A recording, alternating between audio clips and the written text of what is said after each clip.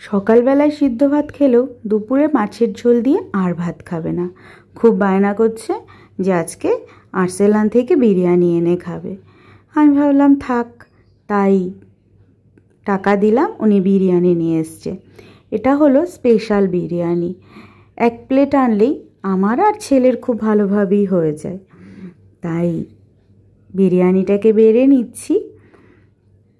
দেখুন, আমাদের দুজনের পুরো দুপুর একদম পেট ভর্তি করে দুপুরবেলায় হয়ে যায়। খাওয়া হয়ে গেছে। এখন এনাকে একটু জানালার রোদে রেখেছি।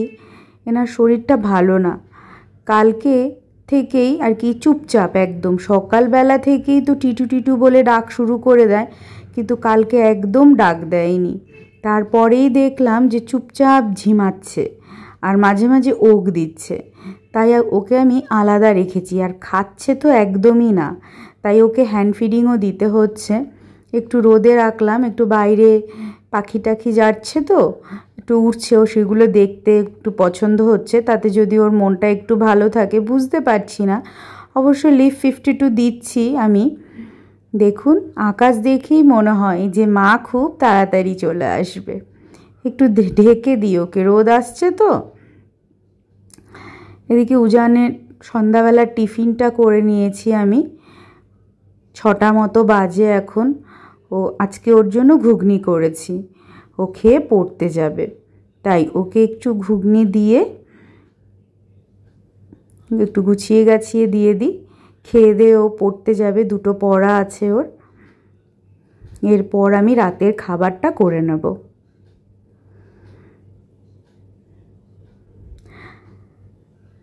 আজকে রাত্রে করব লিট্টি চোখা, তাই আটা মেখে রেখেছি। আর আলুর চোখাটা বানানোর জন্য পেঁয়াজ, লঙ্কা, আদা এগুলো সব কুচি করে নিয়েছি। টমেটো আর বেগুন আমি পুড়িয়ে নিয়েছি, সঙ্গে রসুনও ছিল। আর ছাতুটাকে মেখে নিয়েছি, শুধু লেবুটা দিইনি, তাই লেবু এখন দিয়ে দিলাম।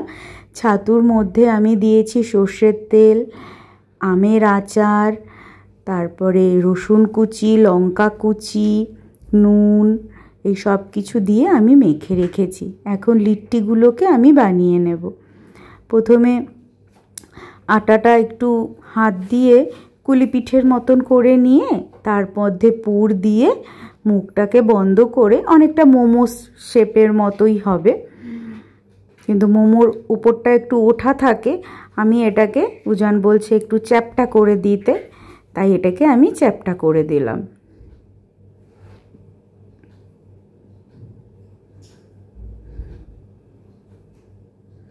আজকে দুপুরবেলায় বাচ্চাদের পড়িয়ে নিয়েছি, তাই তাড়াতাড়ি করে রাতের খাবারটাও বানিয়ে একটু বসবো।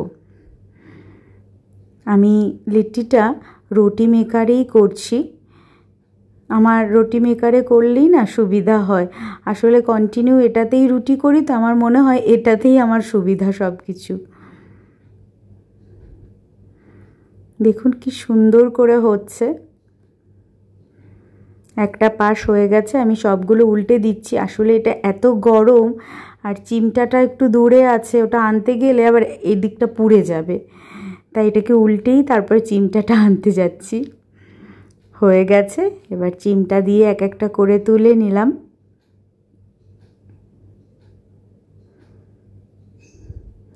এবার আলু সিদ্ধটাকে মেখে নেব। আলু সিদ্ধ করে রেখেছিলাম, এগুলো সব ম্যাশ করে এর মধ্যে লঙ্কা, পেঁয়াজ, রসুন, ধনেপাতা এগুলো সব আমি কুচি করে রেখেছি।